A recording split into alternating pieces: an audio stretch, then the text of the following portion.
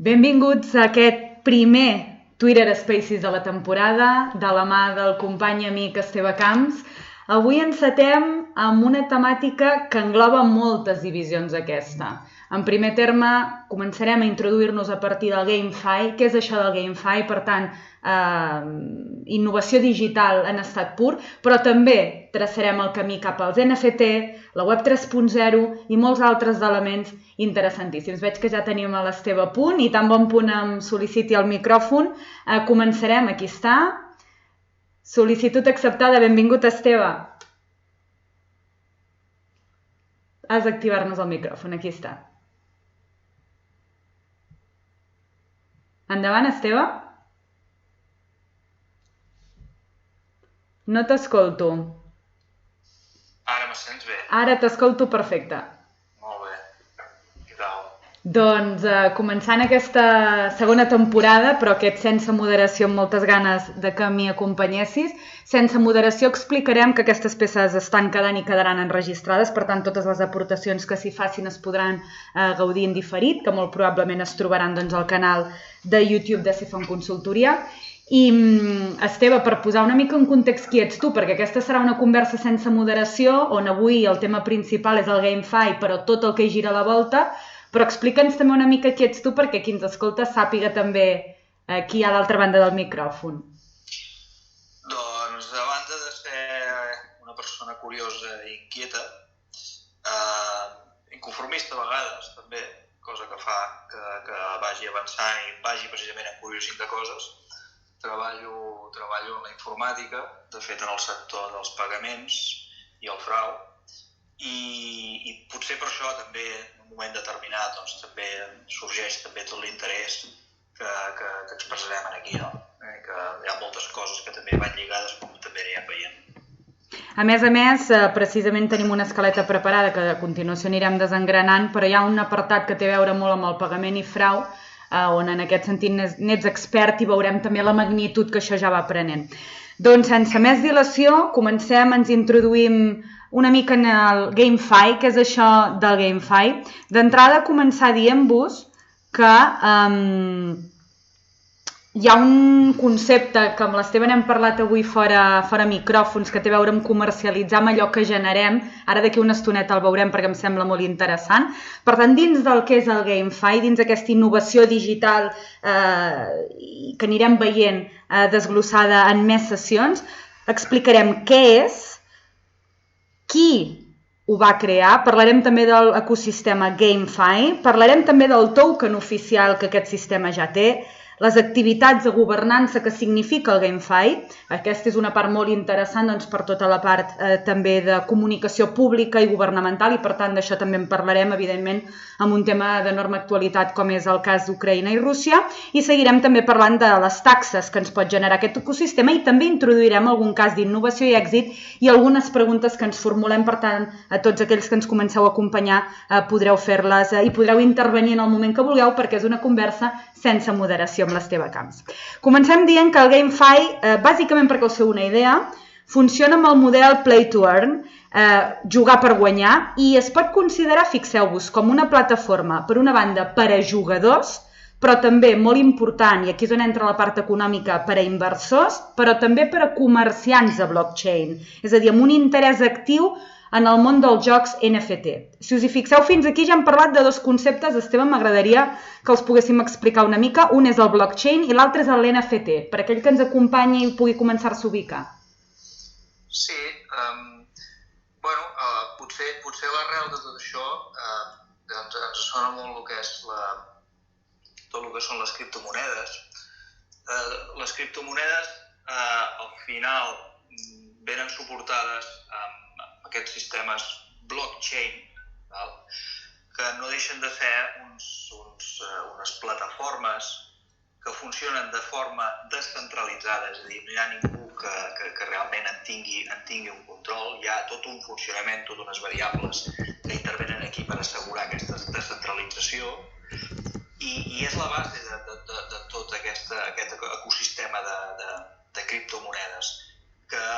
I de lo que també són els NFTs. També és tota la base tecnològica. Sobretot és important el concepte aquest de descentralització, de control de tot el que hi passa. Pot semblar, ho estic fent servir unes paraules una mica contradictòries, no? Descentralització i control. Però realment el que hi passa queda registrat, se sap què ha passat i a més d'una forma que compleix unes regles acordades. Aquí hi ha totes unes plataformes que van amb aquestes variables. Són molt importants en el funcionament, doncs, per exemple, en el cas dels NFTs, en el cas del GameFi. Seguidament per aquí, jo m'agradaria emplear una mica el que deia l'Esteve, bàsicament també la plataforma no deixa de ser un mercat digital i per tant com a mercat, en aquest cas perquè parlem del GameFi, doncs implica jocs NFT que ofereix doncs, des de projectes populars perquè els jugadors doncs, lògicament hi participin, passant per als inversors que inverteixen i els nous desenvolupadors, que aquest paper probablement serà dels més importants. Avui descobrirem en aquesta conversa noves professions que ja necessàriament hauran de començar a entrar en tota aquesta qüestió, perquè m'agradaria començar també dient que tot plegat neix una mica contra la gestió centralitzada del diner. Fixeu-vos que en el cas Ucraïna-Rússia ja s'està començant a dir si se'ls talla el SWIFT, ells ja estan intentant tenir maneres alternatives, però una mica vulnerant la primera regla, i és que han de ser finances descentralitzades. De tot això n'anirem parlant. Però per anar per ordre, seguiríem una mica dient doncs, que la indústria del joc en concret, el model de negoci jugar per guanyar, és la innovació probablement més recent. De fet, es tracta d'una estratègia comercial que no només dona suport a la idea d'una economia oberta on els jugadors doncs, són recompensats en forma de tokens, sinó que a més es pretén aportar valor al metavers del joc. Metavers i token també seran paraules que veureu que anirem parlant de manera recurrent i anirem desengranant una mica més. És probable, de fet, que s'ofereixin, doncs, com dic, cada vegada nous conceptes i també models de retenció que no s'han vist abans a la indústria del joc actual. També es tracta, lògicament, d'un canvi significatiu a la indústria del joc, ja que, de fet, abans els actius del joc estaven restringits a protocols, això que dèiem, més centralitzats, i els jugadors també tenien prohibit comercialitzar o vendre els seus actius digitals. I això és una cosa, Esteve, que em comentaves avui fora micròfon, no? Això que dèiem al principi, com podem comercialitzar amb allò que genero, no? Una mica tota aquesta part d'identitat, també. Sí, el que comentaves, i complemento, que el GameFi proposa moure's del play to win al play to earn, com comentaves, que amb la nostra traducció és jugar per guanyar i jugar per guanyar. Però el primer és en termes de gaudi i l'altre és realment econòmic. Aquí, efectivament, el guanyant aquí és molt ampli. O sigui, hem de pensar també i posar-nos una mica en la pell dels que juguen, que estem parlant inclús de treure aquest valor que comentes a partir de la generació de valor amb avatars, amb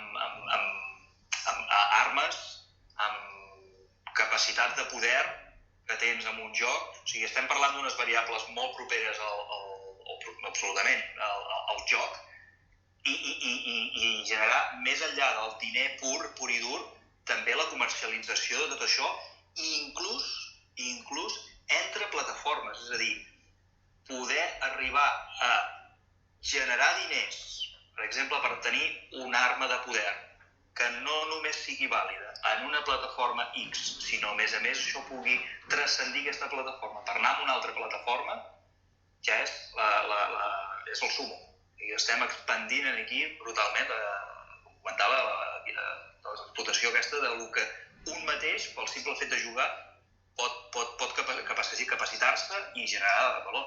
Clar, i a més, de fet, els jocs per guanyar diners s'han fet cada vegada més populars, especialment a països en vies de desenvolupament, fonamentalment també perquè doncs, els llocs de treball locals són molt més precaris i per tant les possibilitats d'ingressos més escasses, això facilita que amb un simple accés a ordinador i a internet doncs es pugui generar tota aquesta activitat econòmica i probablement podríem dir que la majoria dels membres d'aquestes comunitats d'una manera ja més activa en aquests moments es troben ubicades als països asiàtics i en concret, per ser més exactes, al Vietnam. No? Jo aprofito per a dir-vos a tots, és una conversa sense moderació, per tant podeu demanar la paraula quan vulgueu, no hi haurà un ordre d'entrada.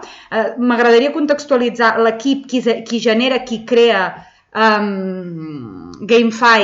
El líder del projecte és Hai Duong, que de fet va ser classificat a la llista dels 20 millors innovadors de seguretat cibernètica a l'any 2019 per la revista Technology Innovation.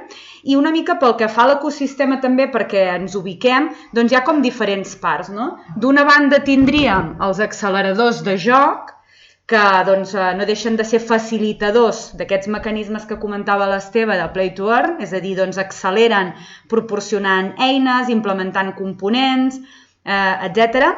I també, d'altra banda, proporcionen contractes respecte dels NFT, d'aquesta economia de tokens, ens faciliten una mica aprendre a guanyar i ens permeten també desenvolupar.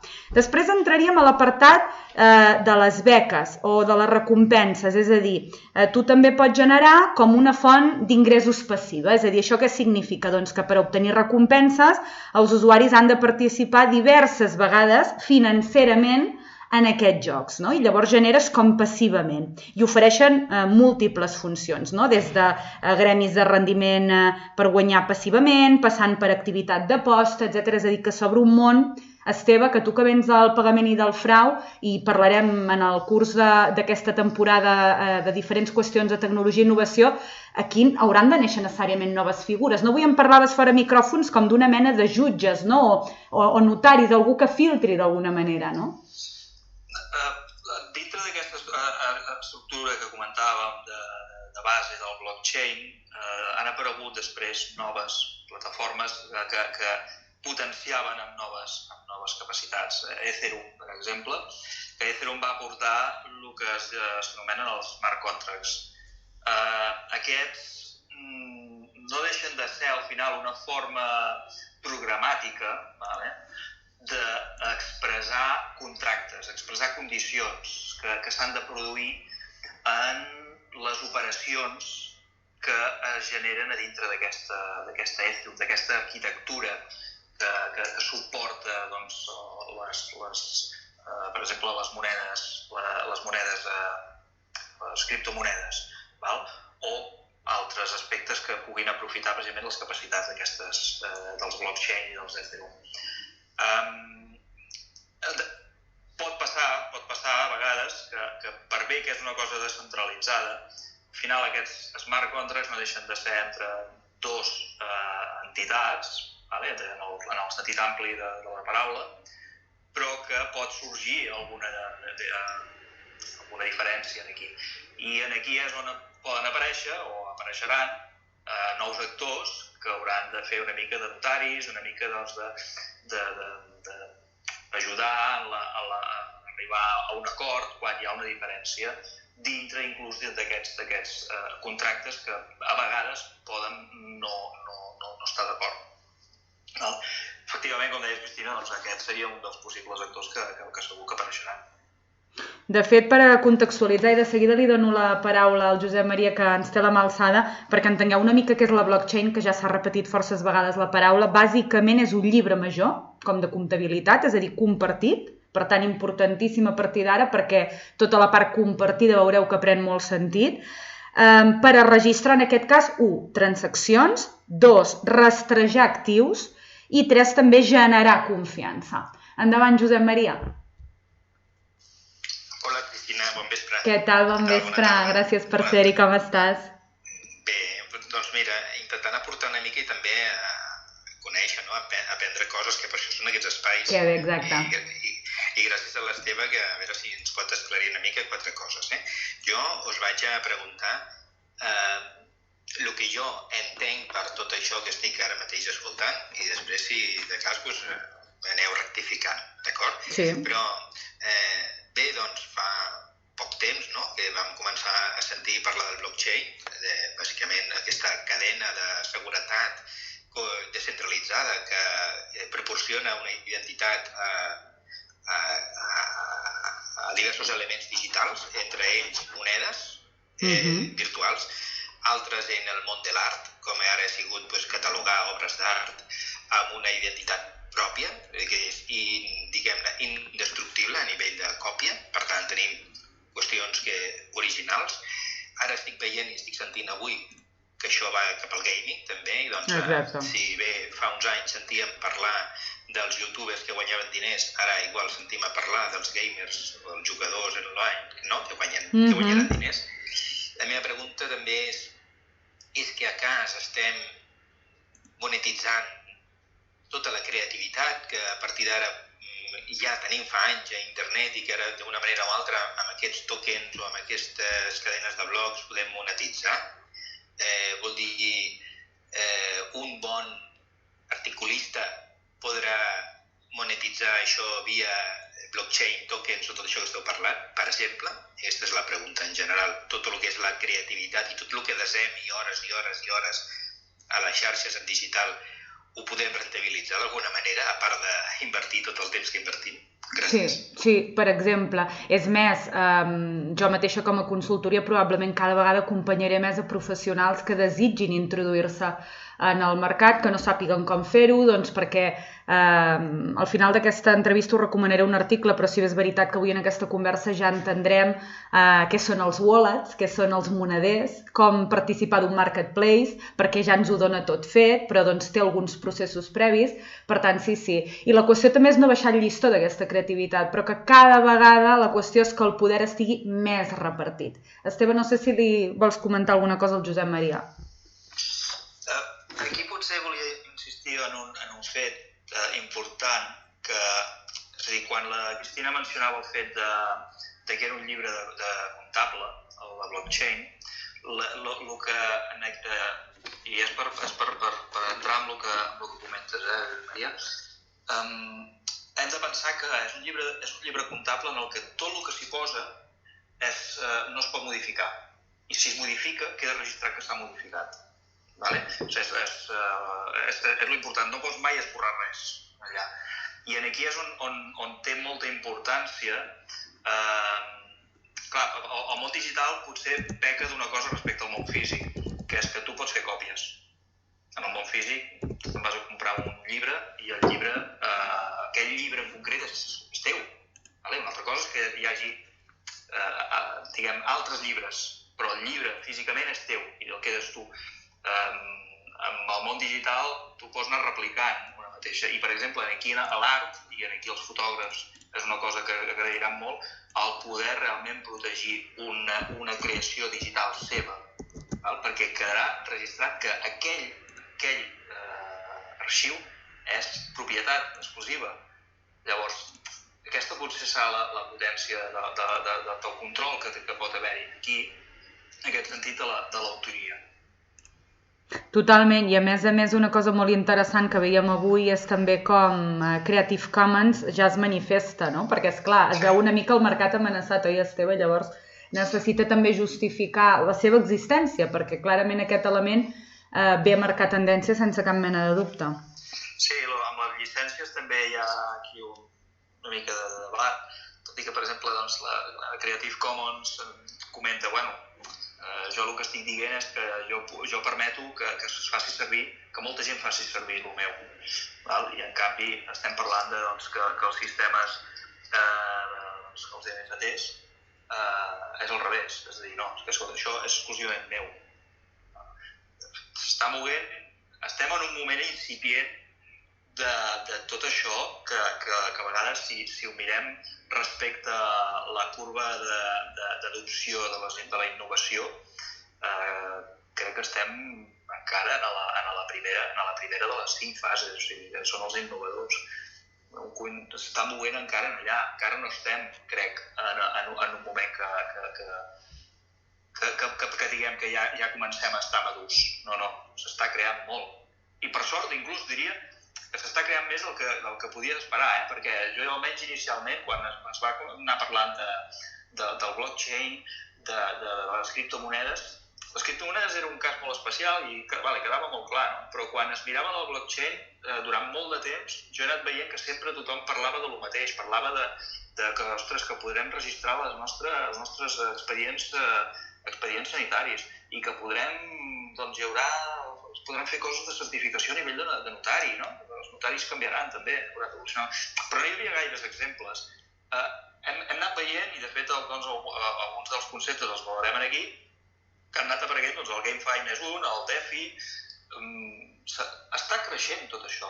Realment, diguem que jo he anat sent més optimista a mesura que he anat veient realment que s'han creat coses noves i que jo, particularment, almenys, soc optimista. Si ens posem a escoltar, penso que va ser em surt el nom, el de Tesla. Sí, l'Elon Musk. L'Elon Musk parlava, diu, algú ha vist la web 3.0 en algun lloc? I compte que d'això en parlarem avui aquí, també, de la web 3.0 que se n'ha parlat poc fins ara.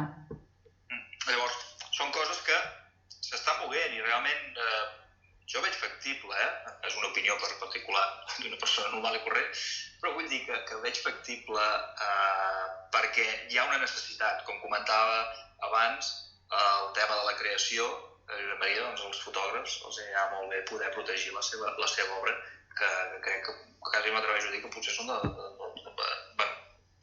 fotògrafs i creadors de continguts escrits, el mateix, articulistes.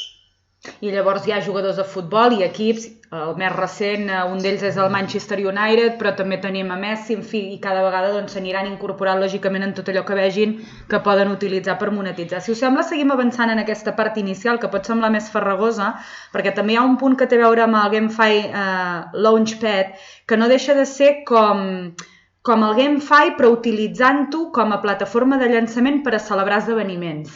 Que això també cada vegada s'està començant a fer servir més i, per exemple, al Brasil, em consta que a finals de l'any passat una gran companyia d'ulleres de sol va començar ja a fer-ho amb els seus empleats.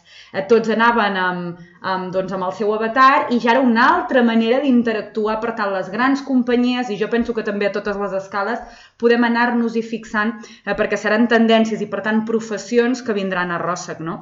I després entraríem en els NFT i en els marketplaces. I això què significa? Com a marketplace, així important, o que si més no jo utilitzo, us puc dir l'OpenSea. L'OpenSea és un escenari, una mena d'Amazon, que el que ens permet és incorporar peces.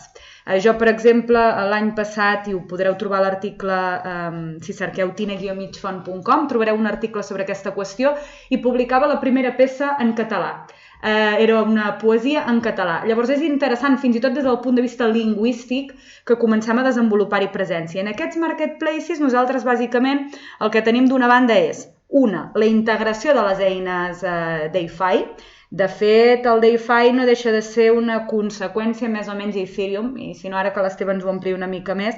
Ethereum, la moneda que neix a l'any 2013, perquè recordeu que la primera fou Bitcoin a l'any 2009, i d'allà d'alguna manera sabent, que volíem anar contra la gestió centralitzada del diner, i que volíem tenir una gestió, per tant, distribuïda, arribem al punt que més endavant es diu d'acord. Això està molt bé, però ara volem registrar les transaccions a través de smart contracts, no? Que l'Esteve explicava molt bé, aquests contractes intel·ligents. I per tant aquí, Esteve, tu em deies, farà falta també un arbitratge, perquè, esclar, quan nosaltres enviem una peça via NFT hi ha aquella fiabilitat, aquella precisió. Però justament és que l'smart contract ve una mica a reafirmar això, no?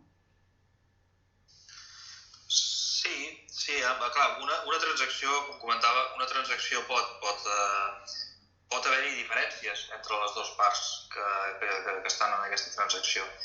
I aquí és on, en determinats moments, haurà d'haver-hi peces que aniran, evidentment, ordenades dintre de les bases de funcionament d'aquest ecosistema, i no se'n sortirà, perquè si l'ecosistema és descentralitzat, el que no pot ser és que hi hagi quelcom que acabi sent centralitzat, perquè acabaria desvirtuant la raó de ser el sistema. Però bueno, sortiran actors i que també faran diners amb això, en compte, que no pensem que tot això no genera valor o en un moment determinat hi ha algú que actua aquí senzillament per bona voluntat i ja està. No, és que hi ha valor general. Tots els que hi actuen tenen un valor, tenen un benefici. Llavors, és un ecosistema que necessita realment de molta gent al final, però que té bones perspectives, sí. De fet, clar, els mercats NFT no només ens acullen subhastes, per exemple, es converteixen en una font de venda, però a més nosaltres podem seguir donant traçabilitat a aquella venda i seguir obtenint, em sembla que és un 10% d'allò que segueix circulant nostre, no? I per tant, doncs, tot això genera aquesta cadena de venedors a diversos mercats d'NFT. I després, no només aquestes cases de subhasta, de fet, Christie's, i tot neix una mica gràcies a Christie's, no? Però també tenim els minijocs, perquè com deia l'Esteve, és un mercat amb una corba d'adopció tecnològica tan embrionària encara que els minijocs és com una manera més accessible i més senzilla de ser-hi, no? A mi sí que m'agradaria, a banda d'això mateix que us comento, parlar-vos una mica dels miners, perquè aquí sorgeix una d'aquestes professions noves. Què són els miners de la criptomoneda? Fonamentalment, un miner està competint en una bossa de transaccions, imagineu-vos, no gravades encara a la blockchain, d'acord? Per tant, hem de partir de la base que què necessito jo per a ser miner de criptomoneda? Necessito un bon ordinador per a funcionar, doncs, perquè hi ha una sèrie de programes i coses sofisticades i que gasten molta energia. Compte, Esteve, ara que estem amb el tema Rússia-Ucrània, que Rússia és un gran proveïdor d'energia, veurem, i qui vulgui parlar ho pot comentar, com quedarà el tema de l'energia, perquè tot això gasta una energia que encara no tenim, no? Aleshores, una cosa positiva del professional miner de criptomoneda, que no hi ha ningú que sigui millor que l'altre, és gairebé una qüestió d'atzar. Un element que hem de tenir sempre en compte, mai podrem passar dels 21 milions. Per què? Doncs bàsicament perquè el seu fundador, el qual encara d'avui es desconeix la seva identitat real, l'any 2009 va fixar 21 milions en total, per tant no es pot passar d'aquesta xifra, no? I fonamentalment, què s'espera doncs d'un miner? Bàsicament espera crear el següent bloc. I a més, hi ha una cosa molt interessant aquí, i és que la majoria de miners han d'estar d'acord, sempre guanya la majoria, perquè si jo, per exemple, vull robar i dic no, és que a mi m'apareix aquesta xifra i tots diuen no, a nosaltres ens en apareix una altra, no hi ha manera, a menys, compte, que tots volguessin enganyar per robar al meu favor. Per tant, aquesta també és una part molt interessant que em sembla que fins ara s'ha parlat poc a les informacions que circulen per internet, no? I d'aquí fem el salt al wallet. Què és el wallet dins d'aquest mercat de l'NFT? Doncs el wallet és el moneder, el que nosaltres anomenaríem moneder en català. I aquests moneders n'hi ha de diferents menes, però bàsicament per no extendre'ns, doncs una de les monedes que podem col·locar en aquest moneder és l'Ethereum. Per tant, amb aquesta moneda no podem estar a tots els marketplaces, doncs hi ha premisses que cal seleccionar en aquest sentit, com sempre passa a totes les plataformes, però bàsicament què tenim amb els smart contracts? I bàsicament no deixen de ser trossos de codi que són executables a la blockchain i que, per tant, com que hi ha codi que s'està executant, podem crear un sistema dinàmic que es comportarà com nosaltres vulguem. És a dir, aquest és el gran truc de tot això, no?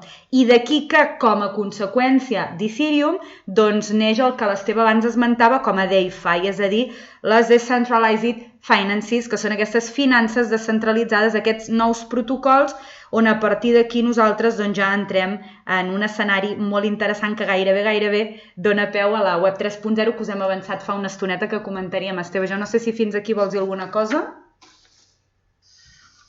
No, únicament complementar el tema aquest que comentes de DeFi, de les finances descentralitzades, que vegem que, per entendre'ls una mica, és a dir, hem començat parlant de criptomonedes, hem parlat d'una base, d'una arquitectura, un ecosistema que està descentralitzat.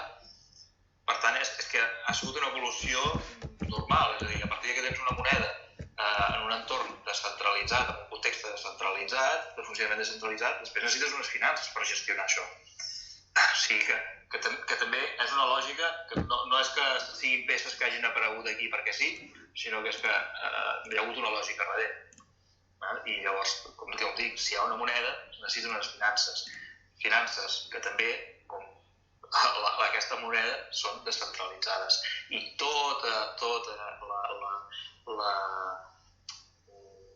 no sé com dir-ho, però tota aquesta necessitat de finances que amb moneda fiduciària també tenim, doncs aquesta apareix també en un context descentralitzat. Sí, i a més hi ha una cosa xula que no hem dit encara, i és que si fins ara els últims anys hem vist el món cada vegada dominant més per Google i Facebook, en aquest cas el que pretén la web 3.0 és invertir i crear comunitat, i que cada vegada tot això es pugui anar repartint més. Per tant, això genera una nova dicotomia que serà molt interessant, no?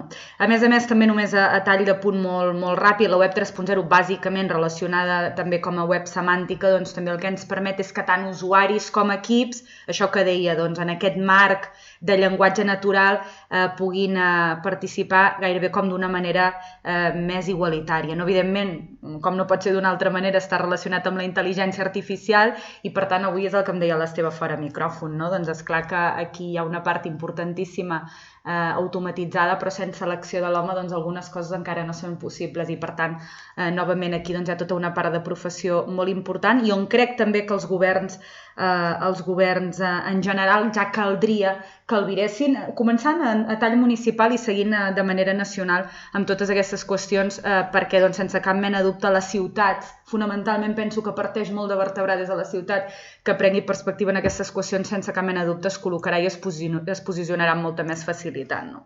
Llavors, dins de tot aquest marc que hem exposat, hi ha com una moneda oficial, que és l'anomenada Gafi. Aquesta naixia, fixeu-vos, no fa res, el 10 de setembre d'aquest any passat 21 es presentava i fonamentalment, doncs, esclar, aquí vinculant-ho amb l'activitat que us deia, hi ha una cosa important que té a veure amb aquesta activitat de governança, doncs, perquè implica dret a vot en decisions importants, que tu puguis suggerir característiques noves en la pròxima actualització, que puguis contribuir a la direcció general del projecte, no? Repartir una mica tot això serà molt important. I finalment, quines taxes comporta participar de tot aquest ecosistema? Doncs fonamentalment cobra una sèrie de taxes, entre les quals bàsicament s'inclou les taxes de negociació al mercat, és a dir, les taxes d'acceleració també, per a la plataforma de llançament i l'accelerador, i les taxes, lògicament, també de rendiment. Això significa, doncs, per aquest programa de guanys, en base al rendiment, doncs també es cobra una taxa. Bàsicament,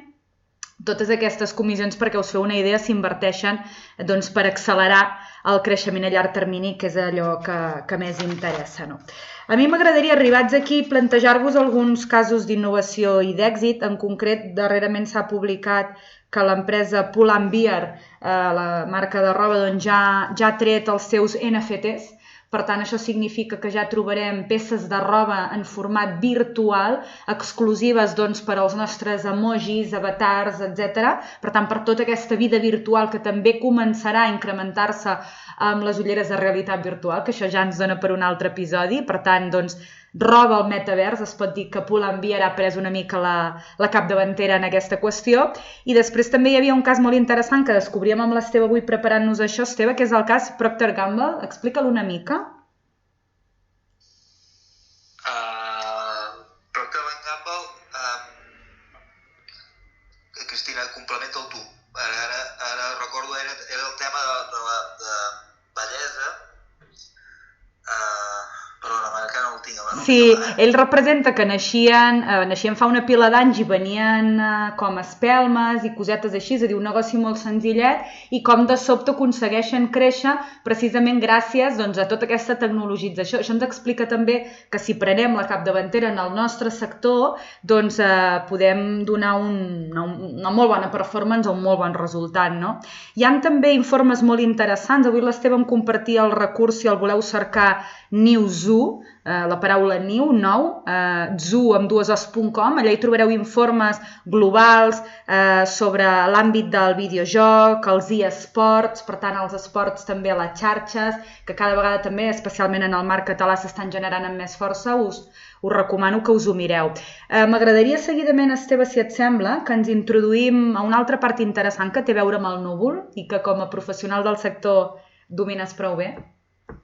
Sí, deixa'm fer només una aportació respecte a aquesta web que has dit de Newzoo, perquè ens fem una mica una idea.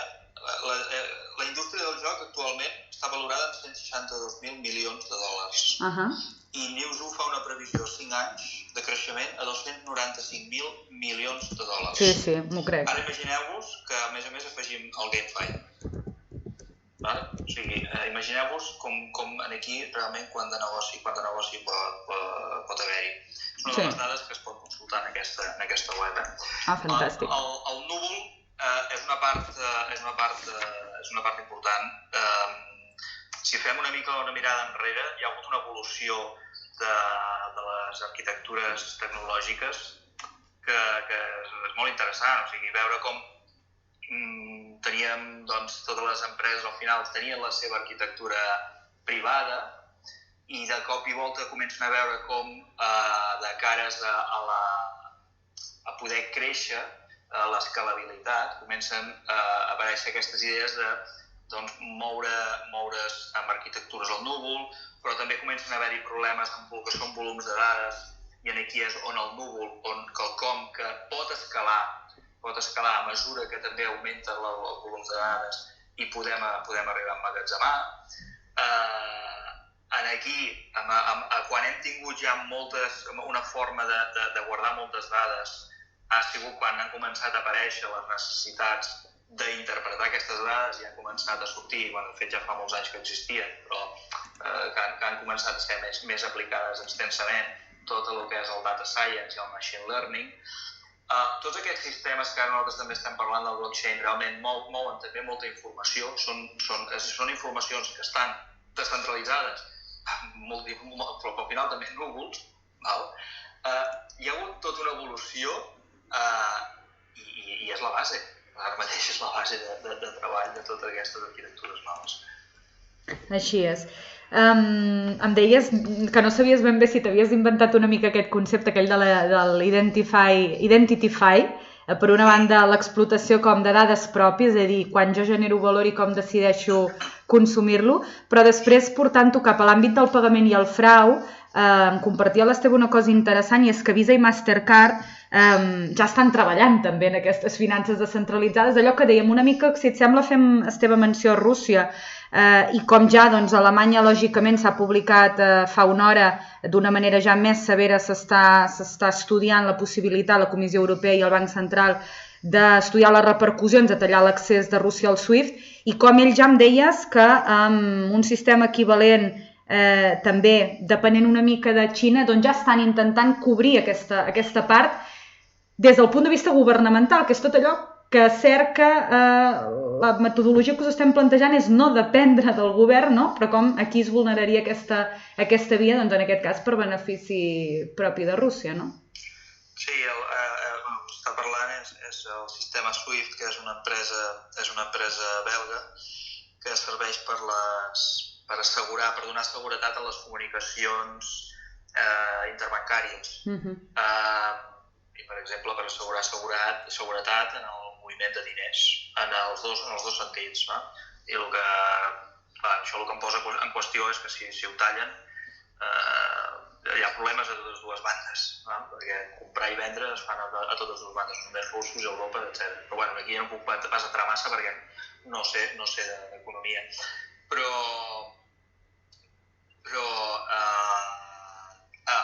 Rússia precisament ha vist això, evidentment no posar tots els ous en una sola cistella, ha començat a investigar alternatives que ofereixen Xina, però també alhora el potencial de la criptomoneda. La criptomoneda és quelcom que acabes veient que els grans actors, jo sempre he pensat que a vegades hi ha coses que no van més ràpides perquè fins que els grans actors no hi arriben, la cosa no es comença a moure. I com comentaves, Visa, Mastercard, per exemple, doncs, estan a darrere del que és el concepte de criptomoneda i del tema de la blockchain, el que és aquestes arquitectures la potència que tenen, com la poden aprofitar. Estan fent coses, ja tenen algun producte a la venda, val? Pels consumidors dels serveis Visa, però igualment també uns actors com són els proveïdors de pagament, són aquestes empreses que ens faciliten en els e-commerce, o no només els e-commerce, també les botigues. O sigui, aquests dispositius que tenen per cobrar-nos, els TPBs, sí. Això també a darrere tenen unes empreses de pagaments. Aquests proveïdors també ja comencen a estar i ja estan treballant també amb aquestes arquitectures, amb les blockchain, arquitectures centralitzades. Per tant, és quelcom que està avançant. I repeteixo, jo tinc la sospita que fins que no hi hagi determinats actors posicionats, la cosa en determinats àmbits no s'accelerarà. Pensem que Visa i Mastercard, que en certa forma pot ser un perill per elles, pel seu negoci. Si la criptomoneda evolucionés d'una manera determinada, les targetes de crèdit és quelcom que ja fa moltes dècades que es ve parlant, que són mètodes de pagament insegurs, tenen molts anys d'existència i pràcticament no ha evolucionat, i en canvi han arribat aquestes arquitectures descentralitzades que aporten un valor de seguretat que els hi poden fer molt de mal, llavors també s'ha de posicionar. Ja, i a més, fixa't, si ara tu parlaves de que calia canviar una mica això, veient Bizum, que he quedat sorpresa, perquè preparant aquesta conversa m'he donat que ells existeixen des de l'any 2016, però probablement vosaltres, a partir de quan heu començat a escoltar parlar més, és a partir de l'any 20, on aleshores hi havia uns 10 milions d'usuaris i aquest passat any 21 tancaven amb 15 milions, no? Per tant, de nou es reafirma una mica, Esteve, el concepte aquell que ens presentaves, aquesta curva d'adopció tecnològica, que sovint, en alguns casos, com ja hem vist avui, en el cas del GameFi, Déu-n'hi-do, i en el cas de l'NFT i el Metaverse, que ja hem entrat, en fi, molt de puntetes, perquè hem tractat ja moltes coses, però sí que, en canvi, aquí, doncs, en fi, ha sigut igualment lent, en aquest cas probablement més lent, però hi ha empreses que ja estan permetent pagar amb això, no? Ens en pots posar algun exemple? Crec que em comentaves fora micròfon alguna de l'àmbit retail. Bueno, a veure, deixa'm insistir en una cosa. Precisament amb els números que he donat abans de News1, deies, encara sembla que estem al principi de la curva d'innovació, d'adopció d'innovació. Ostres, veient el negoci que hi ha darrere i que a 5 anys estem parlant de duplicar els volums mundials, veurem que no s'acceleri aquesta curva d'adopció, perquè és que realment hi ha molt de potencial aquí. I això és quelcom que pot empènyer molt. A mi m'agradaria fer un matís, tornant una mica al tema que parlàvem abans, d'això de les llicències i de l'aportació que feia el Josep Maria fa una estona. I avui, preparant aquesta conversa, l'Esteve em plantejava, serà necessari mantenir les llicències en els recursos digitals? Si tenim un NFT, cobreix això una llicència? Em plantejava la pregunta, me la formulava i em deia no m'atreveixo a respondre-la. I he intentat cercar com podíem omplir aquesta resposta amb informació el més fiable possible i gràcies a Creative Commons, no? I una mica com ells es projecten d'una manera més concreta, diuen així, no? Si una llicència permet legalment crear còpies infinites d'una obra i les NFT estan dissenyades específicament per proporcionar alguna cosa que no es pot copiar, doncs és problemàtic, lògicament, que una obra amb llicència Creative Commons sigui també encunyada com a NFT. Per tant, aquí s'obre també probablement una dicotomia interessant. No sabeu que a YouTube, en fi, qualsevol contingut sempre apareix l'etiqueta clàssica de llicència Creative Commons. No?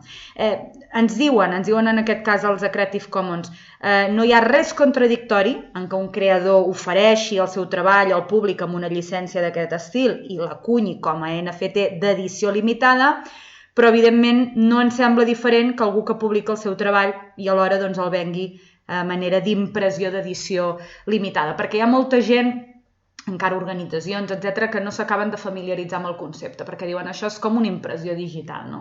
I no és ben bé això. De fet, fins i tot, cada vegada més les empreses s'hauran de plantejar com una via per a premiar també, Per tant, aquesta part d'NFT serà molt interessant també des d'aquest punt de vista. Això se'n va una mica més a la part GameFi, però em semblava interessant fer-vos l'apunt. I finalment m'agradaria entrar una mica a la part de bombolla especulativa, per tancar una mica totes les temàtiques que us volíem plantejar.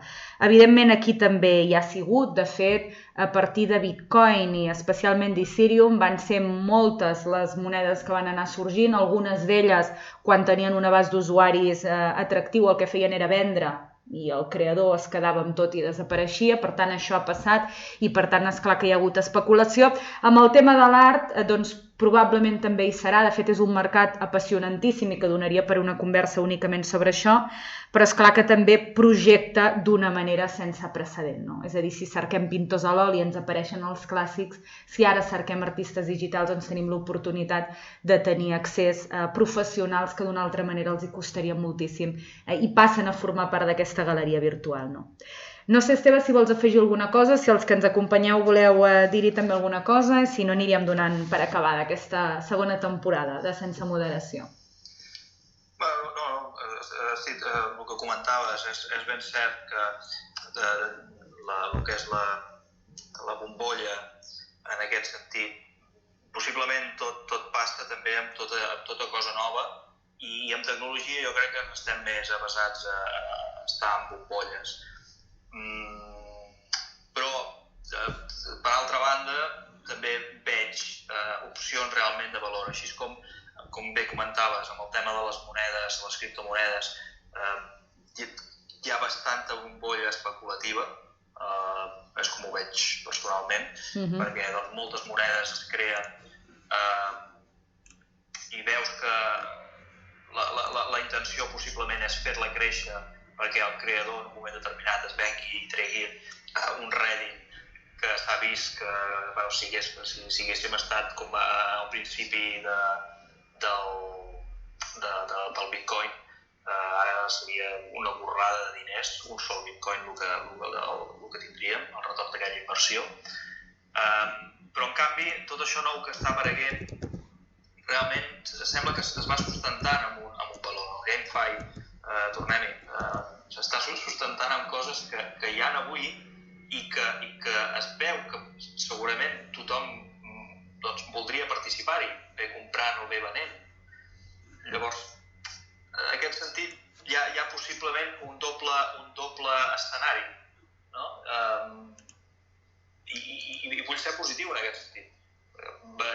Vinguent de quelcom, tornem a el que deia al principi, vinguent de quelcom que aparentment era difícil d'explicar i difícil de donar més opcions de cap on podia anar, s'han anat construint tot un conjunt de coses que sí que ja comencen a tenir molt definit un objectiu i un valor, que al final fer coses per fer s'acaben morint i crec que a més econòmicament ja no està la cosa com per posar diners en coses que no s'hi vegi un futur. En canvi, el món del videojoc és quelcom que realment mou molt i jo estic convençut que el que s'està proposant té absolutament sentit i cabuda. Sobretot si tenim en compte també que hi ha tot un univers que té molt a veure amb tota la part del videojoc educatiu i pedagògic, allò anomenat gamifying education, és a dir, educar a través del videojoc, que també cada vegada està sent una eina més utilitzada. A mi m'agradaria dir també que si teniu ganes i us ve de gust, doncs tant al perfil de @campsesteve com en el meu d'una servidora Tina_Font, doncs trobareu periòdicament, esperem seguir-vos oferint contingut sobre màrqueting, tecnologia, empresa i innovació, fonamentalment també, per què no, amb una pinzellada d'actualitat. M'agradaria acabar amb una nota humorística perquè l'Esteve recollia una informació que tenia a veure una mica amb aquesta evolució des de la web 1 fins a la web 3. Esteve, no sé si ho vols comentar tu o si no ho faig jo mateixa que ho tinc a mà. Va ser molt curiós veure com es parlava de com havia evolucionat la web, no? Com inicialment veníem de la web 1 que es resumia amb els enllaços, amb els links, vam evolucionar el que després va dir la web 2, en la que aquí ja entràvem en contextes de xarxes socials, és potser el que n'ha donat més sentit, i ara ens mourem amb una web 3 on podríem arribar a resumir amb token. El token és el que adquirirà molta importància. És curiosa aquesta evolució, va ser una foto que vam retuitejar, Cristina, que vam trobar a internet, i que és un resum brutal d'aquesta evolució. Sobretot perquè, si em permets, el like ve representar una mica aquesta mètrica de vanitat, no? I per tant passarem d'una mètrica de vanitat molt pública a una altra manera, probablement fins i tot perquè no, estic convençudíssima que la majoria d'influenciadors el que faran serà vendre imatges i vendre fotografies a les que a més cobraran en un altre sentit. Clar, aquí també entrem en el camp de l'exclusivitat. No sé fins a quin punt aquell que s'exposa molt, en fi, té aquella aureola també de sofisticació respecte de la mateixa peça en si mateix que es vulgui adquirir, per altra banda, a través de token. Per tant, serà interessant també veure aquest duet de titans d'ara en endavant, no? Doncs no sé si els que esteu aquí presents voleu fer algun altre apunt, i si no, nosaltres acabaríem aquí. Hem començat a les 7 d'avui, 25 de febrer de l'any 22, una horeta aproximadament que us hem estat acompanyant i que us seguirem fent, com dèiem, acompanyant-nos de bon contingut i de coneixement en els nostres Twitter Spaces. Gràcies als que ens heu acompanyat i ens tornem a escoltar ben aviat. Gràcies, Esteve. Gràcies, Cristina, i gràcies a tots per estar aquí.